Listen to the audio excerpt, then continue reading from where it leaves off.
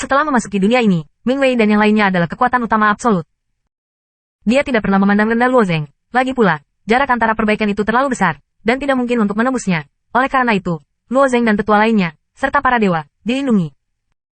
Bahkan pada awalnya, Ming Wei bermaksud membiarkan hanya sejumlah besar orang buangan, dan Fuchu dan Xiaoyan memasuki dunia. Setelah semua, orang lain tidak praktis di mata orang buangan. Setelah kehidupan rakyat, kekuatan Luo Zeng tidak lebih lemah daripada orang-orang buangan, bahkan tidak lebih lemah dari Ming Wei, Jin Lao dan lainnya.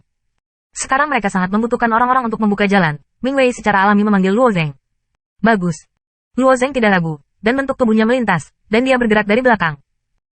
Di hadapan aliran yin yang mantap, yang terjebak di sini cepat atau lambat akan kehabisan tenaga dan mati, dan sekarang hanya bisa mengumpulkan kekuatan untuk membunuh.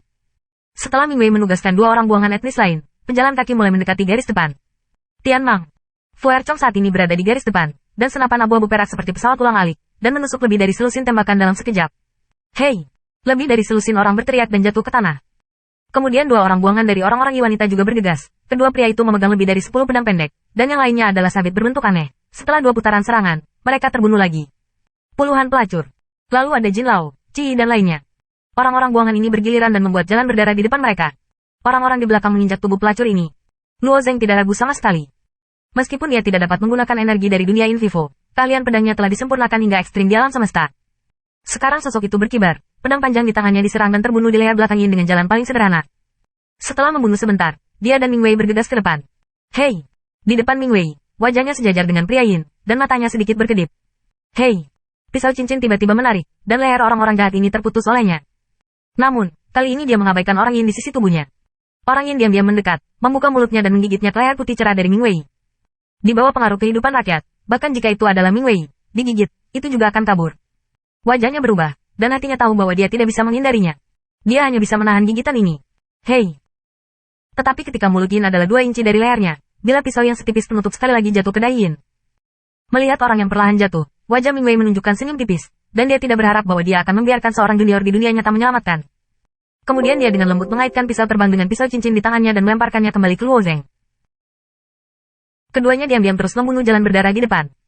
Meskipun jumlah orang Yin tidak berkurang, orang-orang berdosa ini dilarikan tanpa pikiran mereka karena mereka tidak memiliki hikmat. Orang-orang buangan dan para dewa konyol dengan cepat menjadi stabil setelah mengalami kepanikan awal. Cara-cara menghadapi orang-orang ini menjadi semakin akrab. Pada awalnya mereka rusak, dan 6 orang terdegradasi. Meskipun beberapa orang terluka di belakang, tidak ada yang terdegradasi. Dengan cara ini, saya berjuang dan pergi, dan melakukan perjalanan sejauh puluhan mil. Jumlah orang Yin perlahan menurun, dari awal, ke belakang yang berserakan, dan akhirnya menghilang. Pada saat ini, semua orang tidak lagi bergerak maju. Bukannya mereka tidak mau mengambil kesempatan ini untuk terburu-buru, tetapi melemahnya kehidupan mereka meliputi semuanya, dan bahkan kekuatan fisik mereka sangat lemah. Mereka telah membunuh dengan cara ini, dan dapat dikatakan bahwa kebanyakan orang telah kehabisan kekuatan fisik mereka hingga batasnya. Banyak orang melihat bahwa Yin hilang, dan ikatan ketat di hati mereka tiba-tiba mengendur, dan mereka dengan cepat melunak di tanah, dan bahkan jari-jari mereka tidak mau bergerak lagi. Bahkan orang-orang buangan yang pandai menggunakan keterampilan dan mempertahankan kekuatan fisik juga bernafas. Itu adalah Jin Lao, Ming Wei dan yang lainnya tidak terkecuali. Tubuh Ming Wei terciprat oleh darah Yin, seperti orang berdarah. Dia mengambil ujung rok panjang, pelintiran berat, huala, air darah mengalir keluar dari roknya. Pada saat mengacaukan darah ini, tatapan Ming Wei diam-diam jatuh di seberang Luo Zeng, dan wajahnya agak aneh. Setelah kehidupan rakyat, kekuatan fisik semua orang harus sama. Banyak orang buangannya lelah, tetapi Luo Zeng masih tetap tenang. Kamu, apakah kamu lelah? Ming Wei bertanya dengan rasa ingin tahu. Untungnya, Luo Zeng tersenyum. Jumlah pelacur yang dia bunuh tidak kurang dari Ming Wei, dan mungkin yang paling banyak di antara orang-orang ini. Namun, metode pedang yang digunakan oleh Luo Zeng sangat istimewa. Kendo yang dia gunakan untuk berlatih adalah yang paling ringkas, dan efek terbaik dicapai dengan gerakan paling sederhana. Kekuatan fisik yang dikonsumsi oleh setiap pedang sangat kecil, dan warna saat ini secara alami lebih baik daripada yang lain. Masih istirahat, Ming Wei berkata dengan lemah, sekarang tidak mungkin untuk bergegas. Orang buangan yang kuat ini sekarang harus direhabilitasi seperti manusia biasa, jika tidak kekuatan fisik yang dikonsumsi tidak akan pulih. Di mata banyak orang, ini adalah hal yang sangat menggelikan. Lagi pula, kekuatan fisik mungkin tidak sebagus 100 juta dari kekuatan fisik mereka. Namun, hegemoni kehidupan tidak masuk akal. Mereka harus memahami bahwa mereka memang lebih kuat daripada manusia. Tidak banyak. Yah, aku akan bersiul. Luo Zeng mengangguk. Ming Wei sedikit mengangguk, tetapi juga menemukan sudut, duduk di kolom di bawah platform tinggi dan duduk di kaki, tanpa daya menutup matanya. Dia tidak ingat bahwa itu adalah puluhan ribu tahun yang lalu ketika dia benar-benar memejamkan mata dan tidur.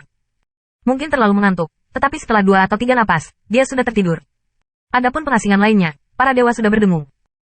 Luo Zeng menaruh pedang panjang di tanah, matanya menyapu orang-orang ini, dan wajahnya menunjukkan senyuman. yang mampu menguras energi orang-orang buangan ini.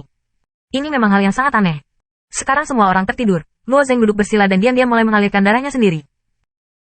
Tepat di tengah-tengah kekacauan dan pembantaian, pasukan 9252 telah berulang kali mendesak dirinya untuk merangsang darah para dewa, untuk mengalahkan musuh dengan bintang-bintang. Kehidupan orang-orang juga merupakan kekuatan ajaib dari kebenaran. Cara di bawah kekuatan magis tidak bisa dilawan. Karena itu, apakah itu jiwa, daging, elemen nyata dari dunia batin, kekuatan para dewa adalah kesetaraan, dan setara dengan tingkat kehidupan fana. Bahkan dengan penglihatan, kekuatan fisik sama. Namun, pada 9:527, Luo Zeng diberitahu bahwa kebenaran dan kekuatan magis tidak akan sama.